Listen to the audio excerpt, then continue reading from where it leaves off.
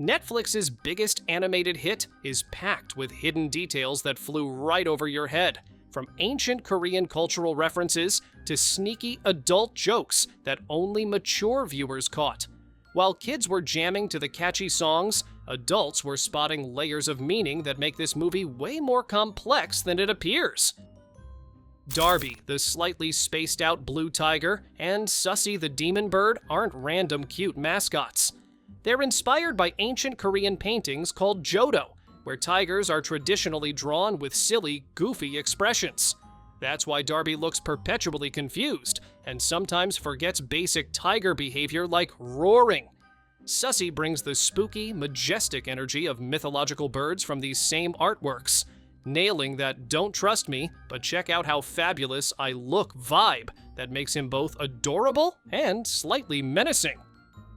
The airplane wing demon scene is a direct nod to the classic Twilight Zone episode that's been referenced in everything from Madagascar 2 to Hotel Transylvania.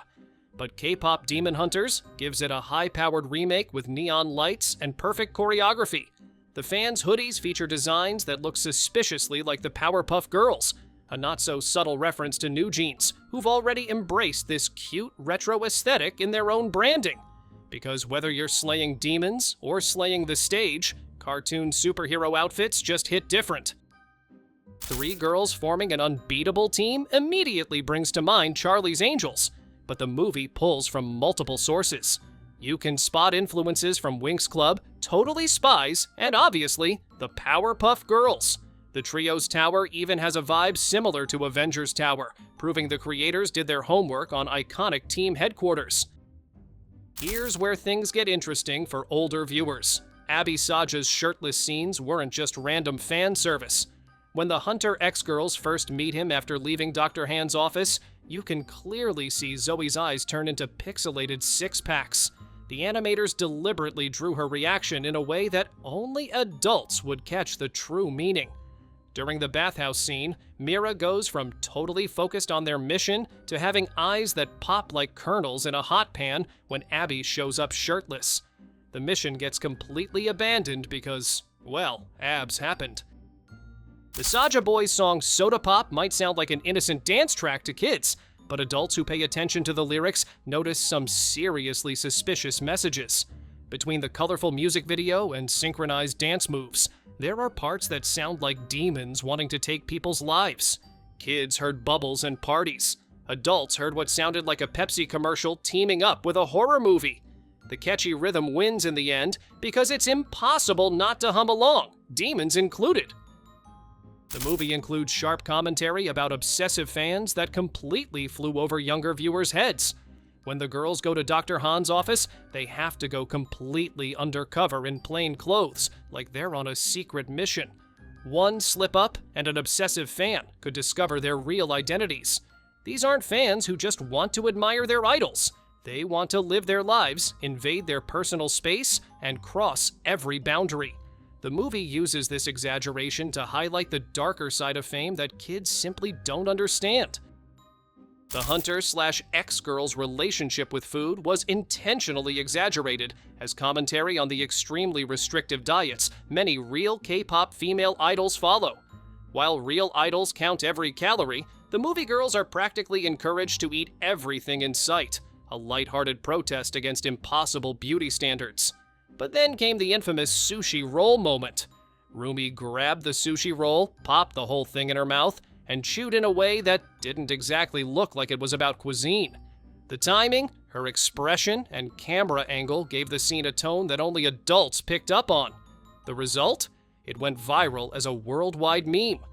One of the most unexpected moments happened when elderly women showed up dancing like idols during the Saja Boys street performance.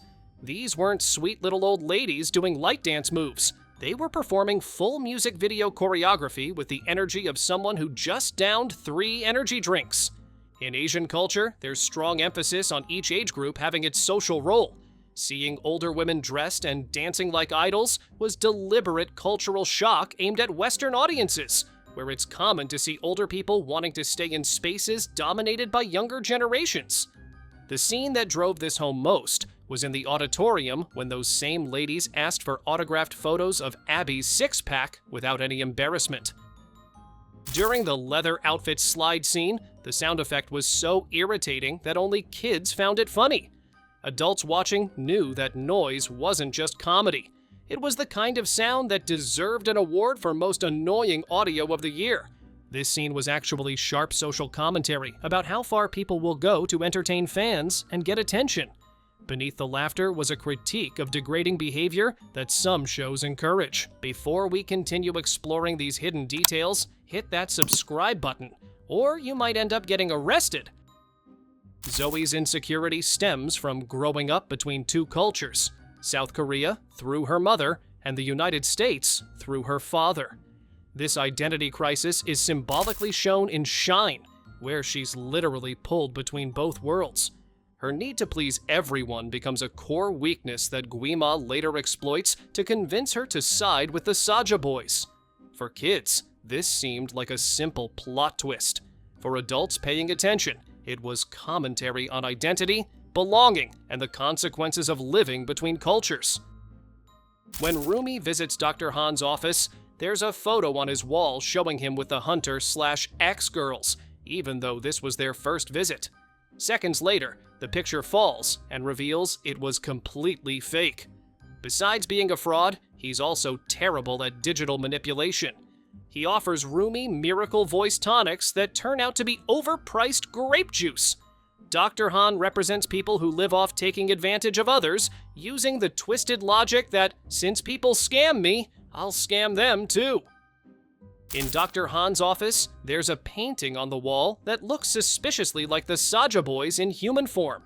This sparked fan theories that they were once regular humans who failed in the K-pop industry and sold their souls for success. The theory makes sense when you consider how brutal the K-pop training system is. Many give up or get discarded along the way. The Saja boys, unable to handle rejection as humans, turn to the dark side for help. But like every demonic deal, the results weren't exactly what they expected. Mystery Saja always has his face hidden behind purple hair, which sparked thousands of fan theories online. The real reason is more technical than mystical. Animating 5 distinct faces during intense, choreographed performances would be a production nightmare.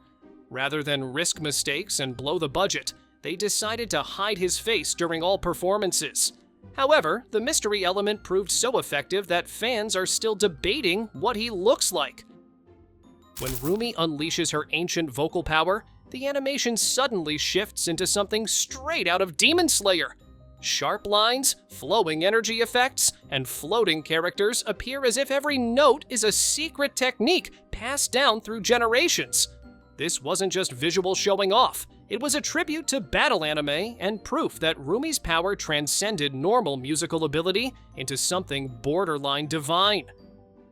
The electrifying choreography in Takedown isn't just a dance performance. It actually creates a magical symbol on the ground that triggers destruction of the demon barrier. Every step and move is vital to breaking evil's chains, creating a mystical ballet where art and power combine.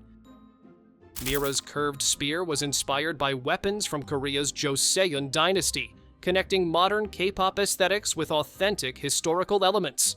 Zoe's knives, called Shingal, are designed based on Korean Hangul writing characters, meaning she's literally slicing through the air with powerful words. If you want to dive deeper into animated movies with hidden meanings, check out our other videos exploring the content that's right there in front of you, waiting to be discovered.